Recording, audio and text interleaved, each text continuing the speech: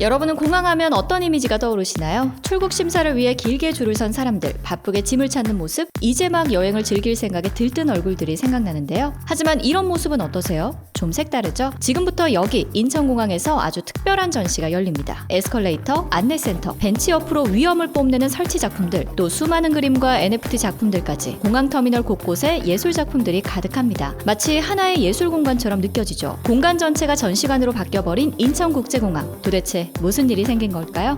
여기 눈길을 끄는 작품이 있습니다. 갑자기 천장에서 떨어져 내리는 캐릭터, 곧 끝을 알 수 없는 가상세계를 탐험하기 시작하죠. 바로 한국 NFT 1세대 작가로 꼽히는 미스터 미상의 작품, 미스터 미상과 크립토월드입니다. 작가의 연작 시리즈 모던 라이프 이즈 러비쉬 중 마지막 작품이죠. 놀라운 건 가격입니다. 가상화폐 이더리움 400개인데 한화로 약 22억 4천만 원이죠. 현재까지 작가가 올린 작품 중 가장 비쌉니다. 아직 이 작품은 판매되지는 않았는데요. 하지만 이전에 이미 그 절반 가격인 이더리움 200개, 약 11억 2천만 원짜리 작품을 판매한 적이 있다는 걸 생각하면 거래는 머지않아 보이죠. 그렇다면 이렇게 비싼 가격을 매기는 이유가 뭔지 궁금해지는데요. 작가는 이렇게 답합니다. 내 디지털 아트의 세계관을 보여주는 작품이자 앞으로 공개할 스토리의 중요한 연결고리라고 말이죠. 그저 하나의 그림이 아닌 또 하나의 세계관으로 발전하고 있는 NFT 작품을 설명하기에 충분하죠. 작가의 모던 라이프 이즈 러비쉬 현장은 캐릭터가 다시 태어나고 서로의 뒤를 쫓아가는 모습이 반복됩니다. 일종의 가상 디스토피아를 상상하게 만들죠. 작가의 작품 속에 등장하는 수많은 인물과 캐릭터. 하지만 작가는 장면 전체와 공간, 군중에 더 관심이 많다고 하는데요. 모던 라이프 이즈 러비쉬 속 진짜 주인공은 배경처럼 보이는 익명의 군중일지도 모른다고 말하기도 하고요. 미스터 미상이라는 독특한 이름 역시 이런 의미에서 탄생했다고 하죠. 이번 전시를 통해 실제로 작품을 마주하면 NFT 작품의 제작 방식이 그림 그리기가 아닌 세계관의 창조라는 말을 더 잘 이해할 수 있습니다. 이건 디지털 아트의 선구자이자 원조, 작가 코디체의 작품입니다.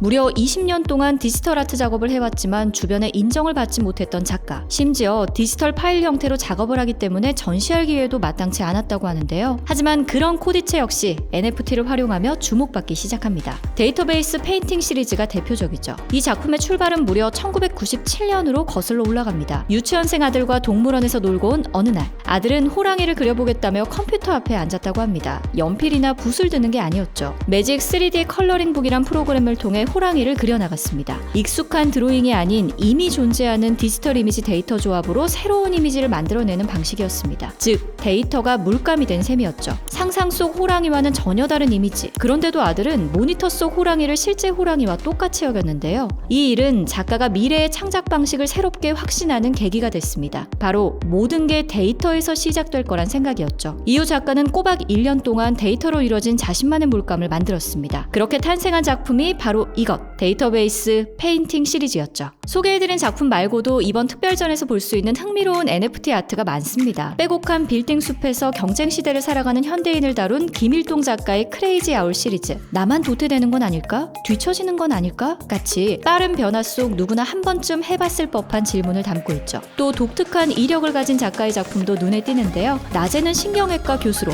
밤에는 아티스트로 살아가는 유나 프로젝트죠. 사람마다 머릿속에 있는 서로 다른 생각들을 그림으로 표현했는데요. 일명 두뇌 지도, 브레인 매핑이라고 하죠. 점, 선, 면으로 두뇌 지도상의 기호를 담고 있는 게 눈에 띄는데요. NFT라는 새로운 기술을 바탕으로 더 다양한 아티스트가 탄생할 가능성이 엿보이죠.